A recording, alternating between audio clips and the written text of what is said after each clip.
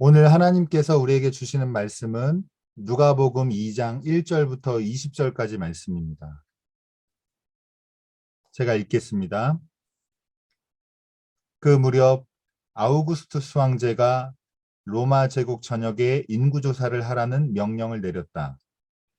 이 인구조사는 구레뇨가 시리아의 총독으로 있을 때 처음으로 실시한 것이었다. 그래서 사람들은 본적지에 등록하려고 모두 고향으로 돌아갔다. 요셉도 다윗의 집안 사람이었으므로 갈릴리 나사렛에서 다윗의 마을인 유대 베들레헴으로 올라갔다. 요셉이 약혼한 마리아와 함께 본적지에 등록하러 갈 때 마리아는 이미 임신 중이었는데 그들이 베들레헴에 도착했을 때 해산 날이 찼다. 여관에는 사람이 다 차서 있을 곳이 없었으므로 그들은 마구간에 머물게 되었다. 거기서 마리아는 첫 아들을 낳아 포대기에 싸서 구유에 뉘었다. 바로 그 부근 들판에는 목자들이 밤을 새워가며 양떼를 지키고 있었다. 그때 갑자기 천사가 나타나 그들 곁에 서서 주의 영광의 광채가 그들 주변에 비치었다. 이 광경을 보고 목자들이 몹시 무서워하자 천사가 그들에게 말하였다. 무서워하지 말아라. 내가 너희에게 모든 백성들이 크게 기뻐할 좋은 소식을 알린다. 오늘 밤 다윗의 동네에 너희를 위하여 구주가 나셨으니 그분이 곧 그리스도 주님이시다. 그 증거로서 너희는 포대기에 쌓여 구유에 뉘어 있는 갓난아기를 볼 것이다.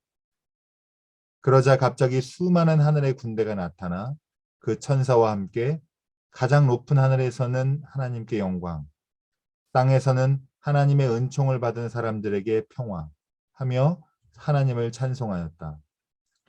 천사들이 떠나 하늘로 올라간 뒤에 목자들이 자, 어서 베들레헴으로 가서 주님께서 알려주신 일을 보자 하며 달려가 보니 갓난아기가 구유에 뉘어 있었고 마리아와 요셉도 함께 있었다. 아기를 본 목자들이 천사들에게 들은 말을 여러 사람들에게 이야기하자 듣는 사람들이 다 목자들의 말에 놀라는 표정이었으나 마리아는 이 모든 말을 마음에 새겨 깊이 생각하였다. 목자들은 듣고 본 모든 일이 천사들에게 들은 것과 같았으므로 하나님께 영광을 돌리고 찬송하면서 돌아갔다. 이는 하나님의 말씀입니다. 아멘. 네. 함께 오늘 누가복음 2장 1절부터 20절 말씀으로 함께 말씀의 은혜, 성탄절 말씀의 은혜 나누도록 하겠습니다. 오늘 말씀 제목은 다시 태어난 인간입니다.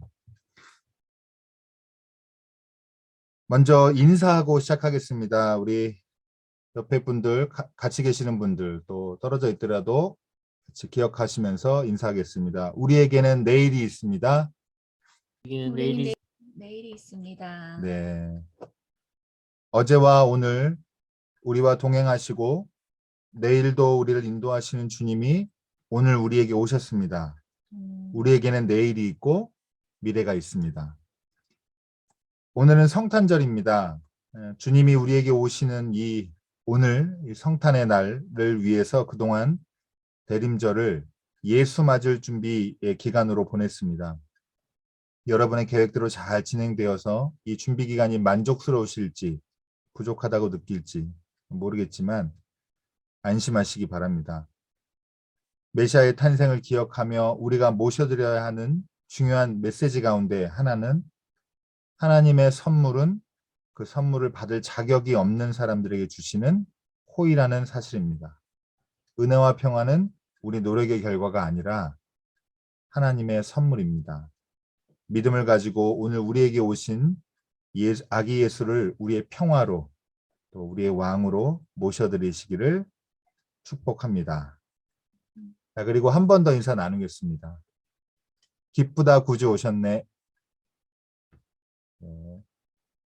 여러분 화면에 보시는 것처럼 대림절 초를 하나씩 키우면서 4주간의 대림절 보냈고 성탄절은 예수님의 탄생과 함께 다시 태어나는 기회가 되는 그런 소중한 계절입니다. 그리고 성탄절 보통 교회에서는 성탄 전야와 성탄절 이 예배 이 뭐 하루나 이틀 정도만 지키기 마련인데 원래는 성탄절은 12일 동안 교회 절기로 돼 있습니다. 그래서 이 12일이 예수님의 30년 생애를 압축하고 있으니까 그 말씀들을 살펴보면서 함께 은혜 나누시기를 바라겠습니다. 자, 그럼 오늘 읽은 본문 함께 보면서 더 말씀 나누겠습니다. 누가복음 1장 5절부터 오늘 본문 포함해서 2장 52절까지가 어떤 내용이냐면 누가복음 전체 중에서 예수님의 탄생과 유년기를 다룬 이야기가 여기 기록되어 있습니다. 1장에서 바로 이 예수님의 탄생으로 시작하는 건 아니고 오늘 본문처럼 2장에서 시작하는데 누가복음 1장은 이 예수님의 탄생을 준비하는 것부터 다루게 됩니다. 간략하게 흐름을 말씀을 드리면 첫 번째로는 세례자 요한의 탄생 예언으로 시작해서 재미있는 이야기들이 있는데 사가랴가 이걸 믿지 못하니까 말을 못하게 되는 이런 게 기록되어 있고 그리고 두 번째로는 가브리엘이 나사렛으로 찾아와서 마리아에게 수태고지하는 이야기가 기록되어 있습니다. 그리고 그 다음으로는 지난주에 함께 나눈 마리아가 엘리사벳을 방문하는 이야기가 기록되어 있고 여기서는 아까 사가랴와 비교되게 엘리사벳이 마리아는 주님의 말씀을 다 믿었다라고 표현이 되어 있는데 중요한 비교입니다. 그리고 네 번째로는 세례자 요한이 탄생하고 다섯 번째로는 이제 오늘 2장으로 넘어와서 예수님의 탄생이 기록되어 있고 그 다음에 이 다음에 여섯 번째로는 아기 예수님의 그 할례와 장명 등 정결 예식 성전에서 예수님께서 드려지는 이야기가 기록되어 있고 마지막으로 일곱 번째는 다음 주에 우리가 함께 살펴볼 말씀인데 12살 된 예수가 6월절에 성전 방문하는 이야기가 기록되어 있습니다. 이렇게 크게 이야기 중심으로 보면은 7개의 이야기가 기록되어 있고 이게 합쳐져서 예수님의 탄생과 예수님의 유년기를 기록하고 있다. 이렇게 기억하시면 될 것 같고 오늘 앞에 이렇게 쭉 살펴본 것처럼 순서상 이 부분 중에 6번째 이야기가 예수님의 탄생 이야기이고 바로 오늘 우리가 함께 나눌 본문입니다. 자, 오늘 화면에 보시면 누가복음 2장은 이렇게 시작하는데 그 무렵 아우구스투스 황제가 로마 제국 전역에 인구조사를 하라는 명령을 내렸다라고 하고 이 인구조사는 구레뇨가 시리아의 총독으로 있을 때 처음으로 실시한 것이었다라고 구체적인 시대와 배경을 명시하면서 시작합니다. 아우구스투스 황제는 로마 황제로서 신의 아들이라고 불린 사람이고 이 아우구스투스 황제의 탄생 설화에도 신이 아버지인 걸로 나오고 그렇게 됩니다. 근데 어쨌든 이 사람이 이렇게 권력을 막대한 권력을 가진 사람이 세금을 걷기 위해서 조세하기 위해서 대규모의 인구조사를 명령하고 그리고 거기에 맞춰서 이 사람들이 많이 이동하게 되는데 오늘 뭐 이 배경이 이렇다라고 그래서 요셉과 마리아가 베들레헴으로 여정을 떠나게 된다. 이 정도로 이해하시면 되겠는데 이 한 가지 좀 가볍게 생각해 볼 것은 실제 역사 자료를 검토해 보면은 인구조사가 있었다라고 하는 건 확인이 되는데 이렇게 대규모의 인구조사가 어떤 시기에 일어났는지는 성경과 일치하지는 않아요.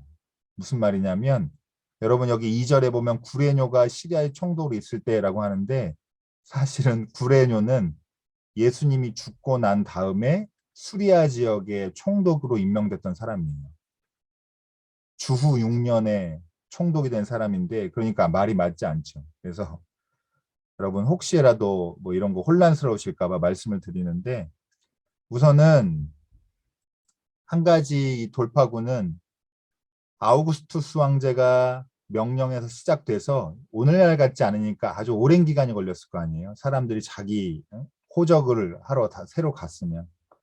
그러니까 오랜 시간 걸쳐서 구레뇨 때의 이 첫 번째 인구조사가 마쳤다. 이렇게 기억을 하셔도 좋을 것 같고, 그리고 두 번째로는 여러분 이 구레뇨가 시리아 총독으로 있기 전에 그건 잘 모르겠습니다.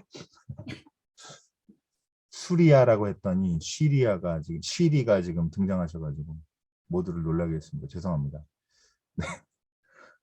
그래서 두 번째로는 이게 단순하게 번역하면서 이렇게 옮겨가면서 사본이 만들어지면서 구레뇨가 시리아 총독으로 있기 전에 마쳤다라고 기록되어야 될 게 시리아 총독으로 있을 때 이렇게 기록이 되었을 수도 있다라고 기억을 하시면 좋을 것 같습니다. 어쨌든 뭐 중요한 문제는 아닌데 여러분께 이런 말씀을 왜 말씀을 드리냐면 여러분 성경은 구체적인 사실을 정확하게 기록하는 데 초점이 있는 역사서가 아니에요.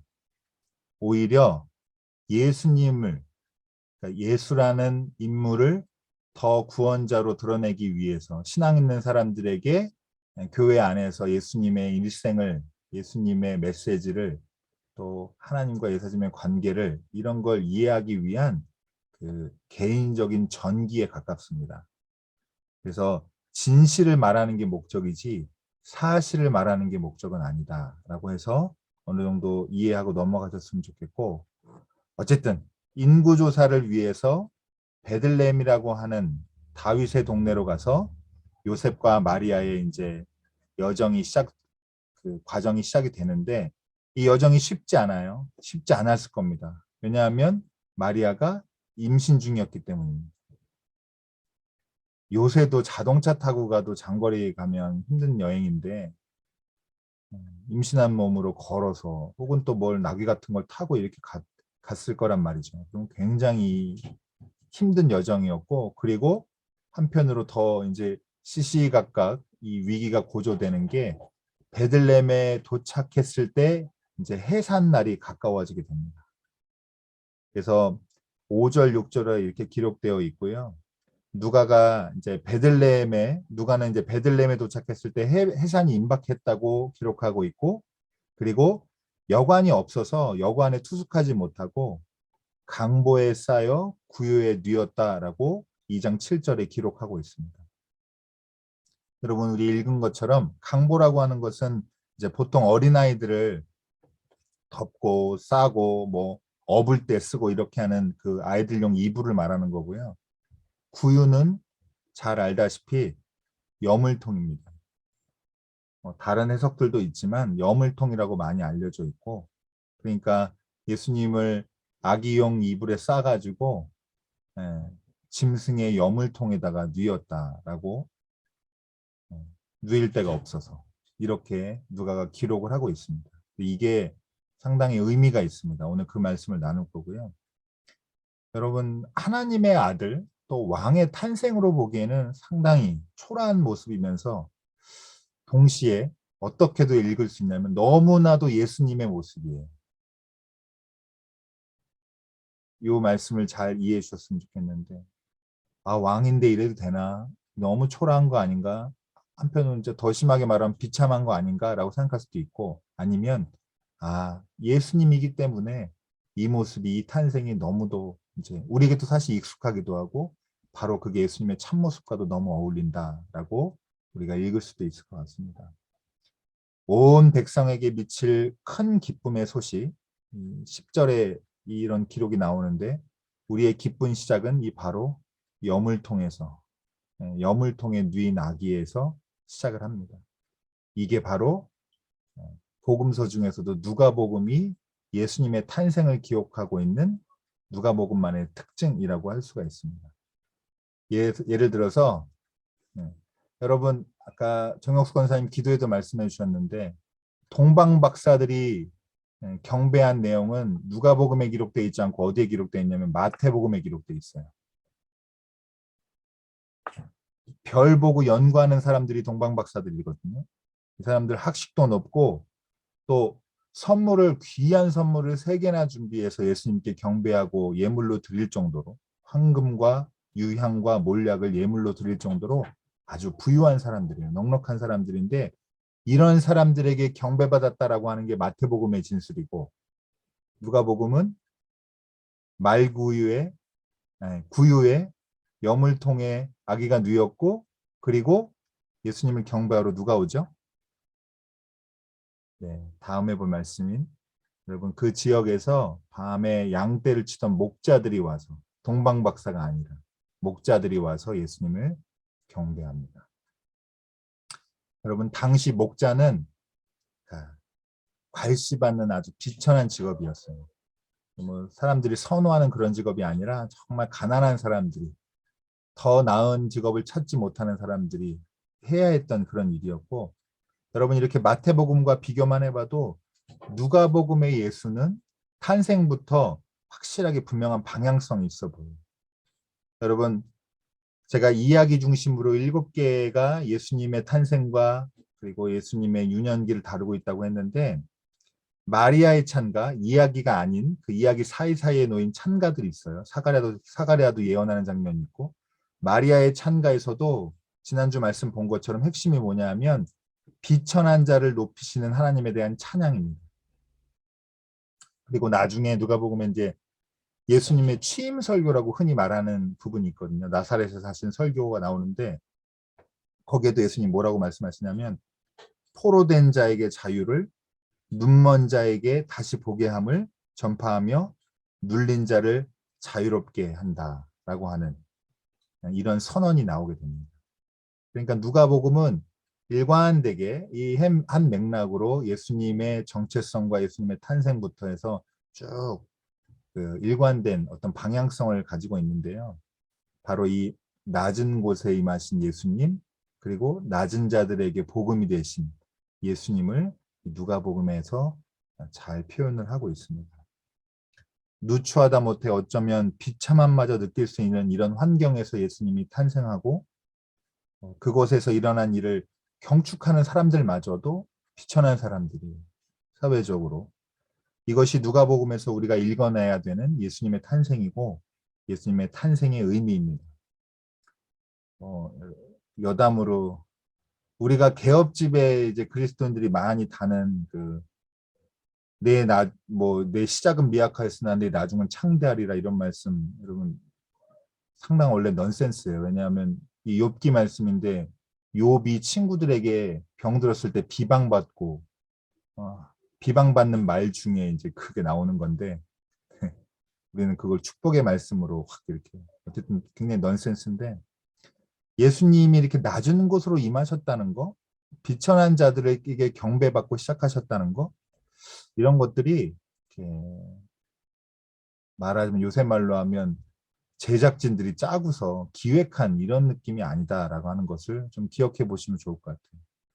예를 들어서 뭐 나중에 짠하고 더 예수님의 멋있는 모습을 부각시키기 위해서, 두각을 나타내기 위해서, 나중에 그 존귀했을 때 그 격차를 크게 하기 위해서 일부러 낮은 척하는 게 아니고, 정말로 하나님은 낮은 곳에 임하길 원하셨고 그게 하나님의 방향이었고, 그리고 실제로 낮은 곳으로 임하셨다라고 하는 게 우리가 기억해야 될 아주 중요한 누가복음의 진술입니다. 여러분, 근데 인간적으로 보면, 그러니까 저희가 그냥 솔직하게 좀 얘기해 보면, 하나님이 인간이 되셨는데, 신이 사람이 되는데, 인간 안에서의 그 높고 낮음, 이런 이건 별 의미 없을 거예요, 사실. 어디로 가느냐. 정말로 문제는 하나님이셨다가 신이었다가 인간의 자리로 오셨다는 이 격차가 진짜 큰 거지, 그 안에서 인간에서 그 격차는 사실 하나님 보시기에 아무것도 아닐 수도 있거든요. 뭐 시설 좋은 산부인과에 나고 뭐 안락한 뭐 조리원에서 지내고 이러는 것들 이런 거나 그렇지 못한 거나 하나님 보시기에는 다 비슷하다. 여러분, 인간으로 낮아진 영역 안에서의 일뿐이고, 그런 것들에 의미를 두는 거는 인간뿐이죠. 우리가 그런 거에 의미를 둡니다.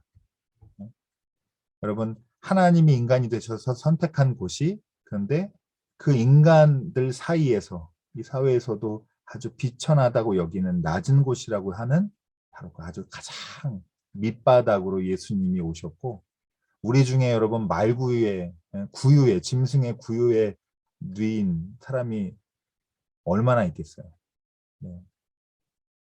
정말 낮은 곳이라고 말할 정도로 볼 수 있을 정도로 예수님이 그런 곳에 나셨고 거기서 복음을 시작하십니다. 여러분 근데 이게 제가 이제 엉뚱한 생각을 해봤는데요.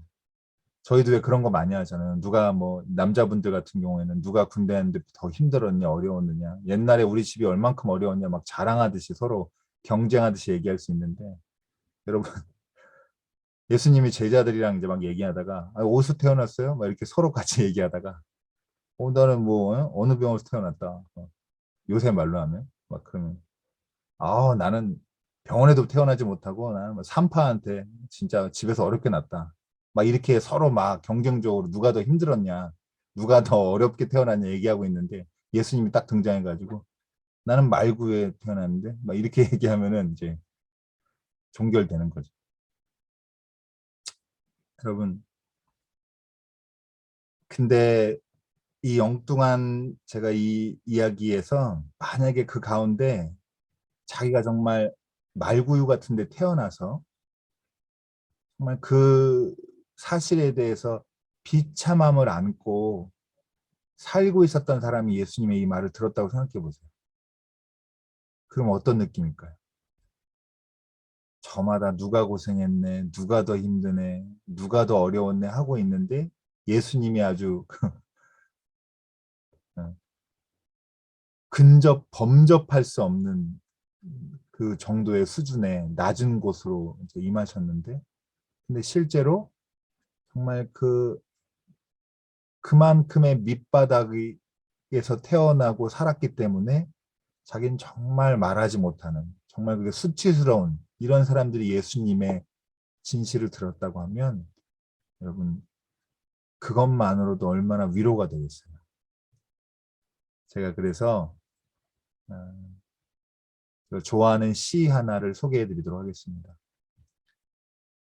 코우노 스스무라고 하는 일본의 목회자이자 이제 시인이신 분인데 이분이 아주 오랫동안 그 한센병 이런 그런 데 사역하신 분인데 병 들어보지 않으면 이란 시가 있어요. 짧으니까 제가 읽어드릴게요. 나중에 카톡으로도 공유하겠습니다. 병 들어보지 않으면 바칠 수 없는 기도가 있다. 병 들어보지 않으면 믿을 수 없는 기적이 있다.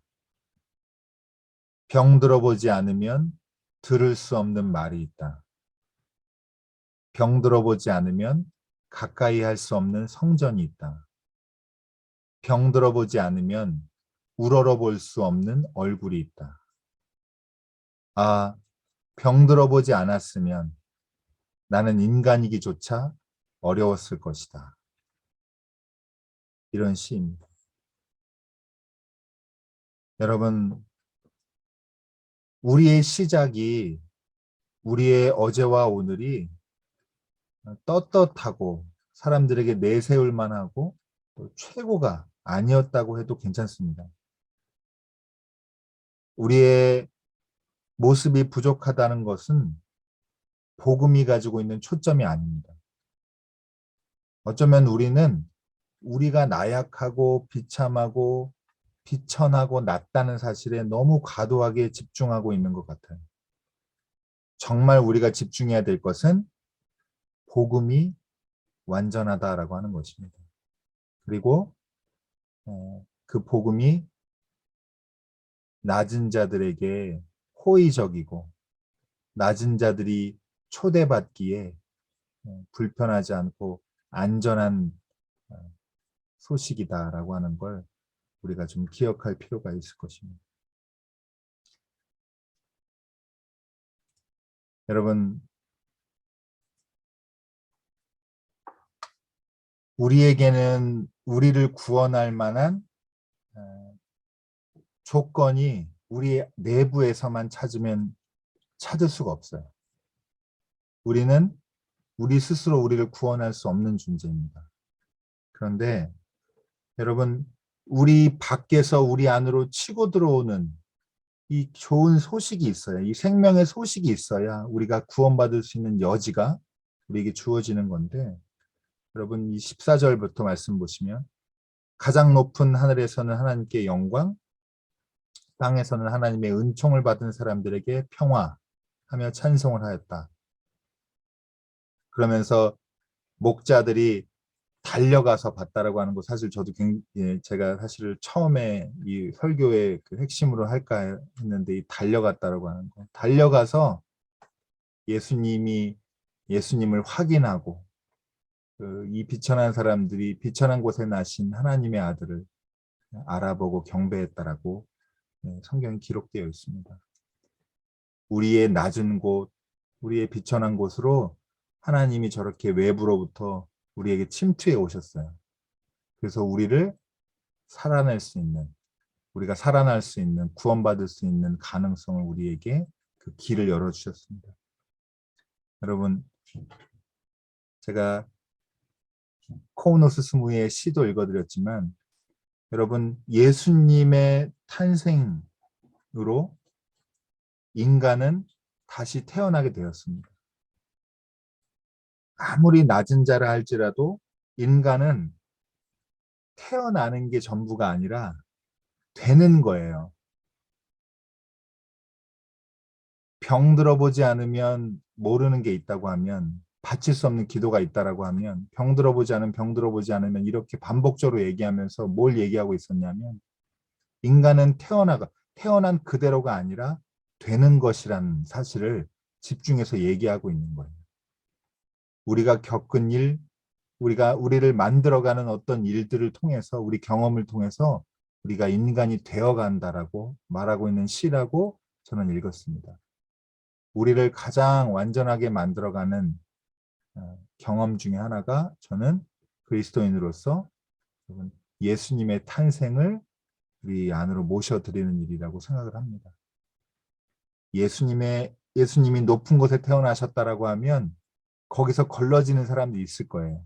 그런데 예수님이 낮은 곳에 태어나셔서 인간 누구나 어떤 처지, 어떤 과거, 어떤 환경이 있었더라도 그걸 극복하고 인간이 되어갈 수 있는, 구원받을 수 있는 여지를, 그 가능성을 우리가 예수님의 탄생으로 얻게 되었습니다. 여러분, 우리의 부족함은 그대로 인정하고 좋은 소식이 시작되는 곳으로 우리 한번 달려가 보시기를 바랍니다. 이 목자들처럼. 그래서 거기 가서 눈으로도 보고 하나님의 은총을 받은 사람들 속에서 하나님께 영광을 드리고 하나님의 영광도 맛보고, 이렇게 했으면 좋겠습니다. 그리고 거기서 예수님의 탄생한 그 자리에서 우리도 다시 태어나야 됩니다. 임마누엘이신 하나님께서 가장 낮은 곳에 임하셨다라는 걸 아는 것도 귀한 지식이지만, 그것만으로 그친다면 무슨 큰 의미가 있겠어요. 결국에는 낮은 곳에 임하신 예수님이, 하나님을 통해서 우리가 다시 태어나야 되는 겁니다. 그래야 기독교 신앙은 힘이 있고, 그래야 이 구원의 역사는 하나님의 뜻대로 흘러간다고 저는 믿고 있습니다. 너무 어려운 일이지만 여러분, 작은 것부터 시작하시기 바랍니다. 우리의 연약함, 여러분 너무 스스로를 괴롭히고 못마땅해 하고 자기 과거의 배경이나 역사나 자기가 했던 일에 너무 붙들려서 하지 마시고, 시선을 돌려서 완전하신 복음에, 또 낮은 곳에 임하신 하나님의 겸손에, 거기에 그 온전한 복음의 능력에 여러분 시선을 두시기를 바랍니다. 그러면 거기에 믿음이 생기고 그 믿음이 우리의 삶을 이끌어 갑니다.